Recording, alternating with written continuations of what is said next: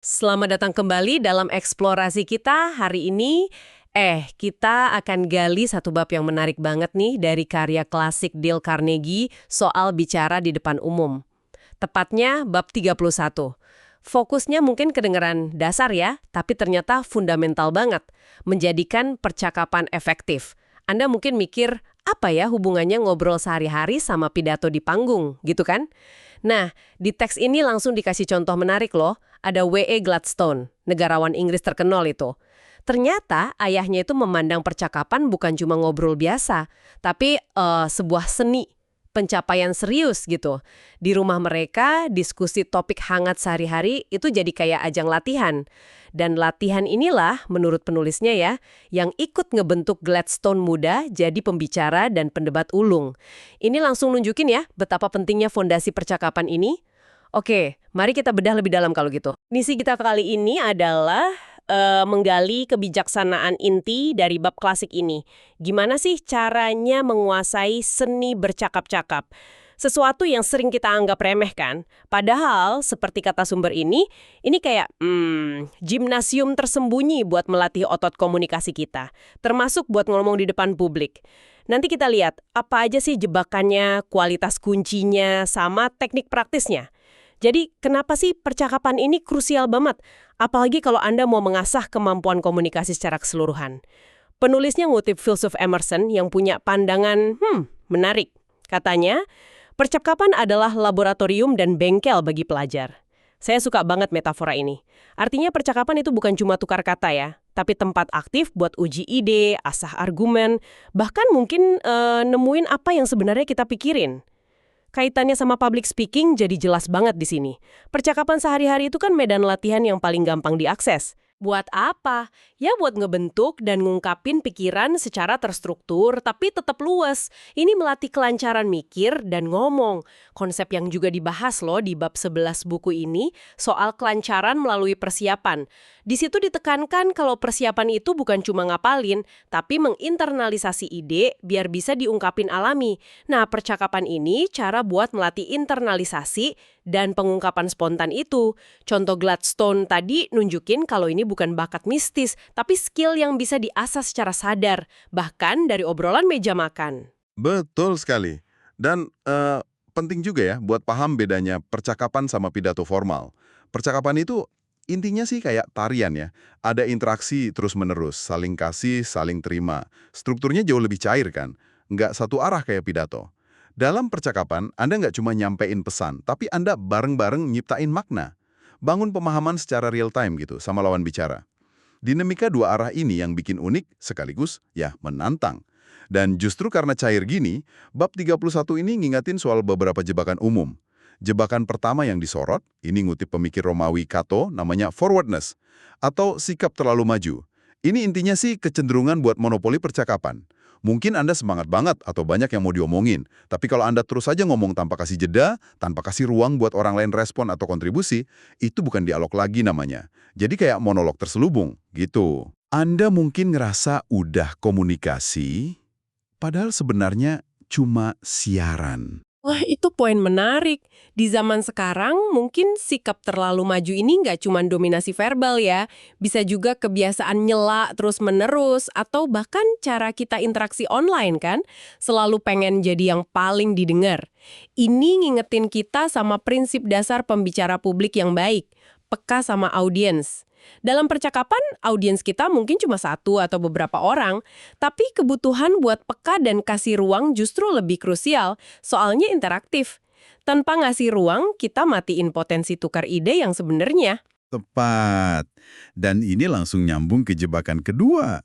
Ini kutub ekstrim sebaliknya, yang juga diingatin Cato. Reserve atau sikap terlalu pendiam. Ini lebih dari sekedar jadi orang yang nggak banyak ngomong loh. Ini soal kurangnya keterlibatan aktif. Bisa jadi males bagi pemikiran, atau kurang nunjukin minat sama omongan orang lain. Atau jadi pendengar yang pasif aja, nggak responsif. Kalau Anda terlalu reserve, percakapan bakal kerasa berat sebelah. Ujung-ujungnya mati karena nggak ada energi timbal balik. Kuncinya bukan cuma diam, tapi nunjukin minat tulus dan terlibat dalam pertukaran itu. Jadi dua ekstrim ini, kebanyakan ngomong atau terlalu sedikit terlibat sama-sama ngerusak ya. Yang satu bikin orang rasa nggak didengar, yang lain bikin orang rasa nggak dihiraukan. Dua-duanya gagal nyampe tujuan inti percakapan, koneksi dan pemahaman bareng. Nyari keseimbangan jadi penting banget berarti. Lus, tapi nggak kalah ngerusak, yaitu kebiasaan negatif dalam percakapan. Sumber ini secara spesifik ngingetin buat waspada sama beberapa hal. Satu, bergosip, ngomongin hal negatif soal orang lain di belakang mereka. Ini mungkin kerasa nyambung ya, tapi ngerusak kepercayaan jangka panjang. Dua, sarkasme berlebihan, humor yang nyindir atau ngerendahin. Sesekali mungkin oke, tapi kalau jadi kebiasaan, bisa bikin suasana nggak nyaman dan defensif. Tiga, mengeluh terus-menerus, selalu fokus ke hal negatif dalam hidup atau situasi. Ini bisa nguras energi lawan bicara, bikin Anda kelihatan pesimis. Dan empat, egoisme atau terlalu fokus ke diri sendiri. Selalu ngarahin obrolan balik ke diri sendiri, pengalaman sendiri, pendapat sendiri, tanpa nunjukin minat ke lawan bicara. Nah, ini dia nih bagian yang menurut saya sangat menarik. Kebiasaan-kebiasaan negatif ini yang mungkin kerasa sepele ya dalam obrolan santai, sebenarnya dampaknya gede loh. Mereka itu pelan-pelan ngerusak fondasi kepercayaan dan hubungan baik. Dan ini relevan banget kalau kita ingat pembahasan di bab 22 buku ini soal sugesti dan membangun kepercayaan. Di bab itu kan ditekankan kemampuan kita buat memengaruhi atau meyakinkan orang lain itu tergantung banget sama kepercayaan mereka ke kita. Nah, kebiasaan percakapan negatif ini, meskipun kecil, secara efektif nyabotase potensi pengaruh kita, soalnya mengikis kepercayaan dan kesan positif orang ke karakter kita. Jadi, cara kita ngobrol sehari-hari itu ternyata ada implikasi langsung ke kemampuan kita buat komunikasi persuasif di konteks lain. Perspektif yang penting banget itu. Ini nunjukin kalau bab 31 soal percakapan ini bukan cuma bab tambahan soal etiket sosial ya, tapi bagian integral dari pengembangan kemampuan komunikasi secara keseluruhan. Dengan paham jebakan-jebakan ini, monopoli, pasif, dan kebiasaan negatif, kita bisa mulai bangun kualitas percakapan yang efektif. Bab ini mengidentifikasi beberapa kualitas inti. Yang pertama, dan mungkin paling fundamental, adalah punya minat yang tulus pada orang lain. Ini bukan soal teknik nanya yang canggih, tapi soal sikap mental. Apakah Anda beneran pengen tahu soal sudut pandang, pengalaman, atau perasaan lawan bicara Anda? Minat tulus ini bakal kelihatan kok secara alami. Lewat cara Anda dengerin, aktif ya, bukan cuma nunggu giliran ngomong. Pertanyaan yang Anda ajuin, yang nunjukin Anda nyimak, dan respon Anda, yang nunjukin empati atau pemahaman. Orang bisa ngerasain ketulusan ini. Saya jadi kepikiran gimana ya cara kita ngelatih minat tulus ini kalau secara alami kita cenderung lebih fokus ke diri sendiri. Mungkin salah satu caranya secara sadar, nyoba lihat tiap percakapan sebagai kesempatan belajar sesuatu yang baru dari orang lain, sekecil apapun itu. Jadi ngubah mindset dari nyampein, jadi nemuin. Kayak gitu kali ya? Kedua yang ditekankan itu kemampuan beradaptasi. Dunia percakapan kan nggak statis ya. Lawan bicara beda, suasana kelompok berubah, topik berkembang. Pembicara yang efektif itu bisa baca ruangan. Bisa nyesuaiin gaya bicara, pilihan topik, sama tingkat kedalaman diskusi. Fleksibilitas ini nyegah percakapan jadi kaku atau nggak relevan buat semua yang terlibat. Ini soal responsif terhadap konteks. Ketiga adalah kebijaksanaan atau tact. Ini skill sosial yang halus tapi krusial banget. Tact itu melibatkan kepekaan milih kata, nentuin kapan ngomong, kapan diam, milih topik yang pas sama situasi dan audiens. Dan juga menavigasi perbedaan pendapat atau topik sensitif tanpa bikin konflik atau nyinggung perasaan. Misalnya, tahu cara ngeritik ide tanpa nyerang orangnya, atau cara ngalihin topik yang mulai nggak nyaman secara halus. Kurangnya tact bisa cepat banget ngerusak suasana percakapan, sebagus apapun awalnya. Dan kualitas keempat adalah ketulusan atau sincerity. Ini artinya jadi otentik, jadi diri sendiri pas interaksi. Jangan nyoba jadi orang lain atau pura-pura setuju padahal enggak.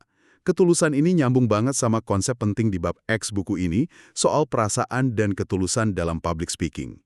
Bab X itu menekankan kalau audiens mau itu satu orang dalam percakapan atau ribuan di aula punya semacam radar buat deteksi ketidakjujuran atau kepura-puraan.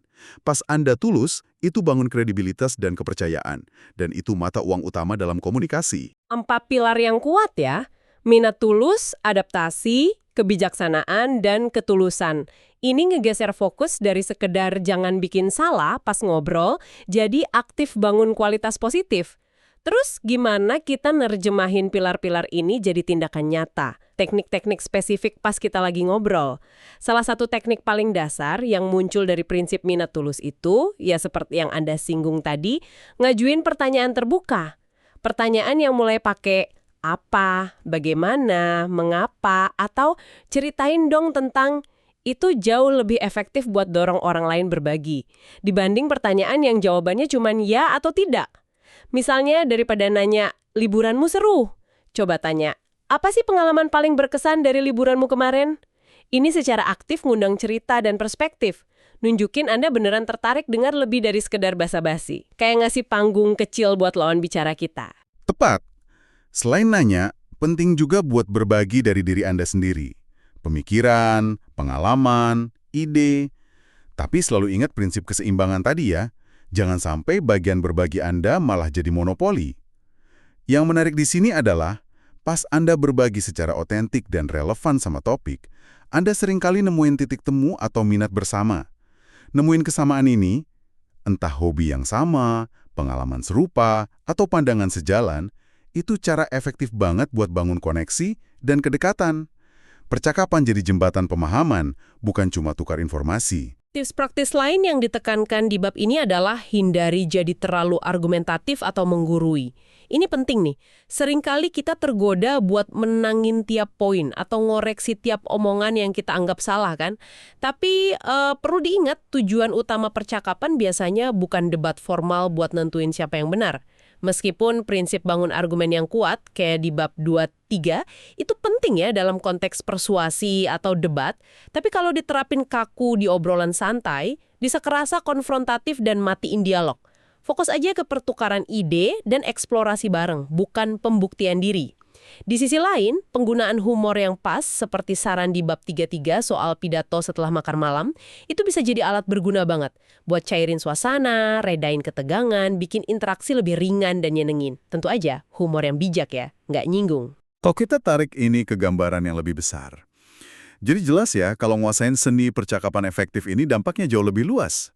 Bukan cuma jadi teman ngobrol yang asik, tapi ini skill fundamental buat bangun dan jaga hubungan yang sehat dan produktif, baik personal maupun profesional.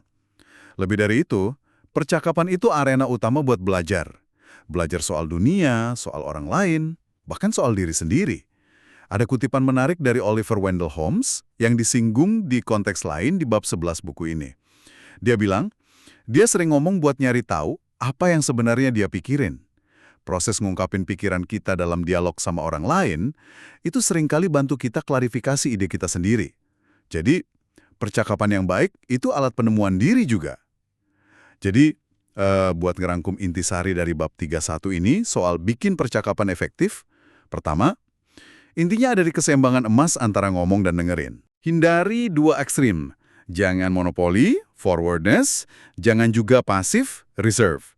Kedua, pupuk dan tunjukin minat yang tulus dan otentik ke lawan bicara Anda. Latih dengerin aktif buat benar-benar paham, bukan cuma nunggu giliran atau nyiapin sanggahan.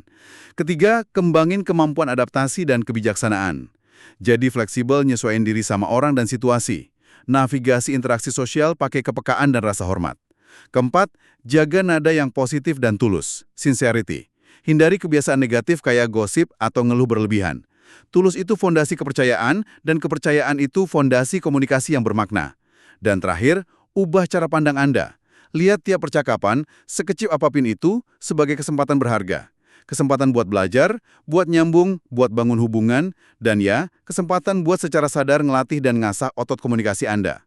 Yang ujung-ujungnya bakal nguatin kemampuan Anda di segala bentuk komunikasi, termasuk public speaking. Jadi apa artinya semua ini buat Anda?